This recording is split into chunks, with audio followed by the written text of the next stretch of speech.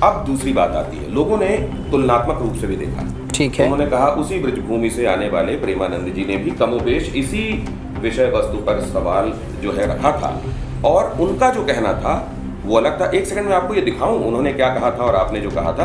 तो ऐसे में उन्होंने एक तो पुरुष हो या महिला दोनों को ही कटघरे में खड़ा किया, और दूसरा उन्होंने कहा कि ऐसे में अगर 4 लोगों से मिलकर आएंगे तो उनकी अपनी एक सोच प्रौढ़ हो चुकी होगी, उनके तौर तरीके बदल चुके होंगे, वो कैसे फिर घर नामक संस्था को निभाएंगे, ये उनके बातों में परिलक्षित होता है। और हमने देखा है, मैं भी मध्य प्रदेश का ही हूँ जहाँ से आप आते हैं, तो मैंने वहाँ देखा है कि ये कहा जाता है अमूमन कि जैसे गाय भैंसें अगर उनको छुट्टा छोड़ दीजिए आप तो, और उनके खाने की कोई नियत जगह नहीं है, तो कहीं इस फल वाले के यहाँ, कहीं उस अनाज मंडी में, कहीं उसको कहते हैं मुंह मारते हुए घूम रही है। तो ये आपने वो वाला जो शब्द है गाँव वाला, वो क्यों इस्तेमाल कर दिया? देखो आपके यहाँ भी मुंह मारना बोला जाता है, गाय भैंसों के लिए बोला जाता है, आपने गाय भैंसों वाली चीज यहाँ बोल दी। गाय भैंसों के लिए भी तो बोला जाता है, पर जो लोग चरित्रहीन हो रहे हैं, चाहे वो लड़का हो या लड़की हो, पुरुष हो या स्त्री हो, वहां भी शब्द का प्रयोग होता। क्यों मुंह मार रहा? और एक अच्छा, इसका शब्द का एक जगह और प्रयोग है, जैसे आप और हम बात कर रहे हैं, और यदि कोई मूर्ख है, जैसे आप किसी मूर्ख को समझा रहे हैं, तो लोग क्या कहेंगे, यार इसके साथ क्या मुंह मार रहा है, समझेगा ही नहीं।